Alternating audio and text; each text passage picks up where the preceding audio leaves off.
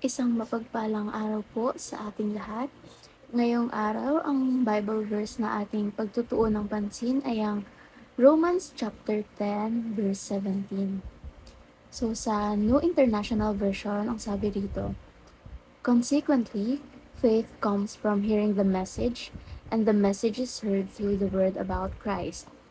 So sabi rito na, kaya't ang pananampalataya ay bunga ng pakikinig. At ang pakikinig naman ay bunga ng pangangaral tungkol kay Kristo. So dito sa Bible verse na to, sinasabi na yung faith natin is nakukuha natin sa, or yung pananampalataya natin, faith and pananampalataya is iisa lang naman.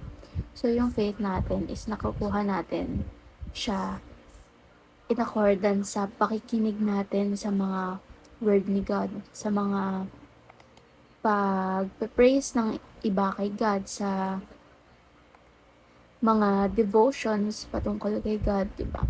So, nag-grow yung faith na yon as the time goes by if sinasaturate natin yung sarili natin with the Word of God. So, sabi nga rito, itong Romans chapter 10 verse 17 is ano siya, saturating ourselves with God.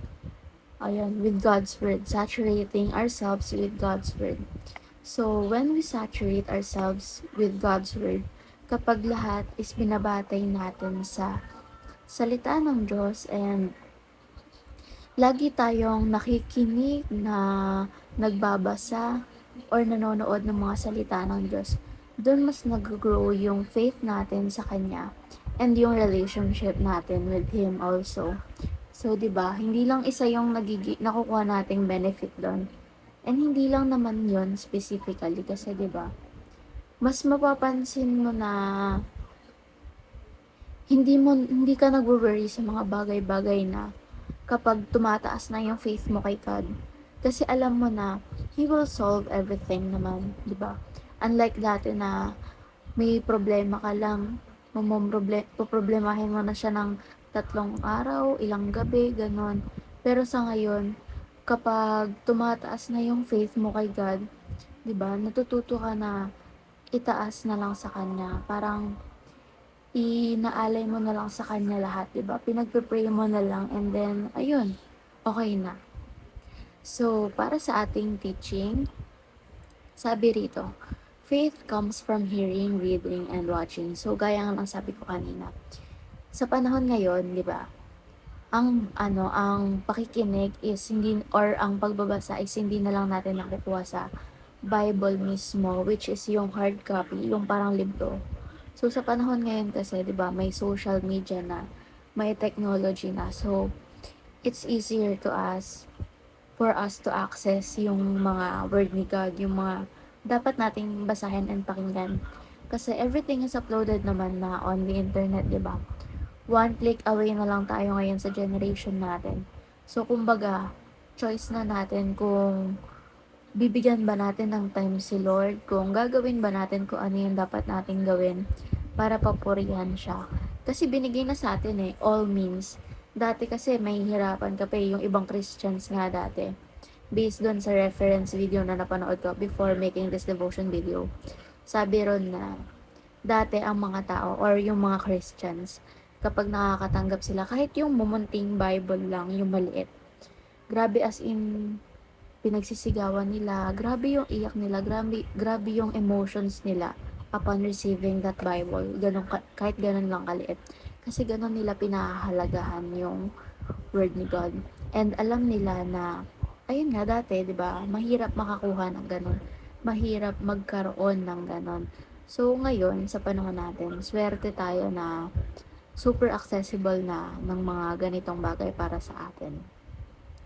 Number 2, the seed of faith grows in the soil of God's Word.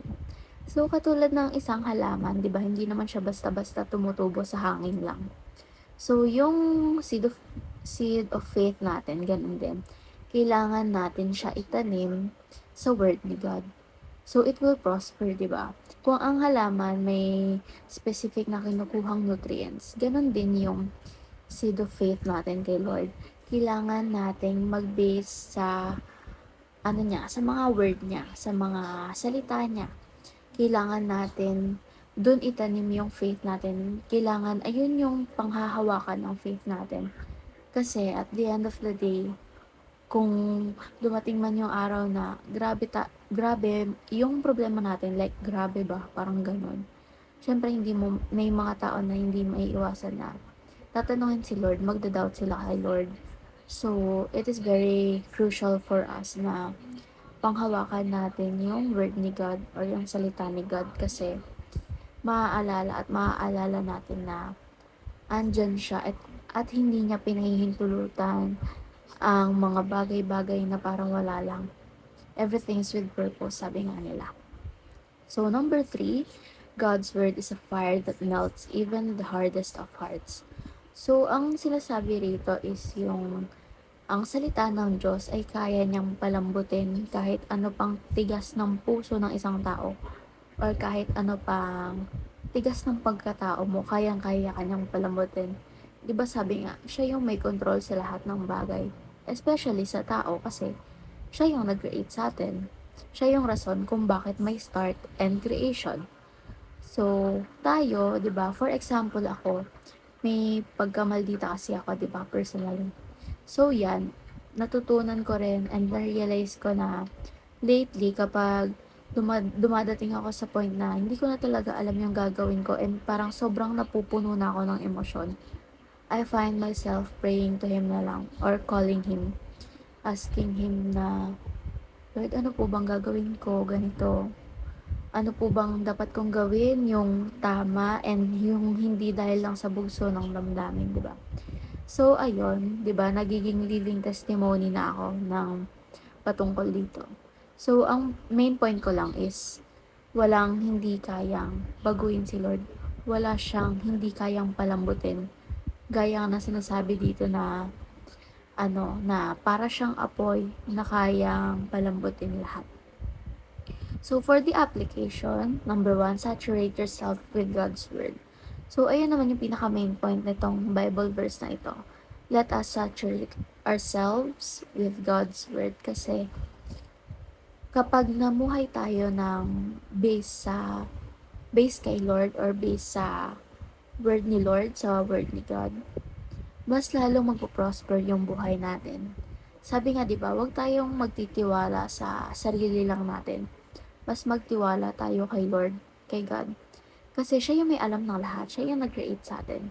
Siya yung nakakaalam kung ano yung mission natin. And siya lang yung makakaalam kung ano yung plano niya sa buhay para sa atin. Kasi may plano siya para sa atin eh. Mas higit pa sa plano natin para sa sarili natin. Number 2, plant your faith in the soil of God's Word. So, ito rin yung sa may teaching kanina, di ba? Kailangan nating itanim yung faith natin sa word ni God, sa salita ni God. In that way, di ba, may panghahawakan tayo when time comes to worst, di ba? So, tsaka, hindi lang naman when time comes to worst, di ba?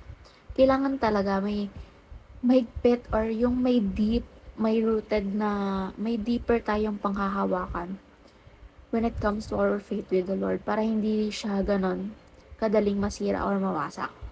And number 3, expose your family and friends to God's Word. So, yun nga, di ba? Laging sinasabi, make disciples. So, if you will make disciples, di ba? Why not start with your family and friends? Total, ikaw, di ba? Christian ka na, nadi-disciple ka na, ayaw mo bang i-share muna sa family and friends mo? Di ba? Kasi syempre, mas magiging okay, di ba? Like, parang mas mag-prosper yung family, yung environment when you are all being discipled, di ba? Yun nga yung sinasabi.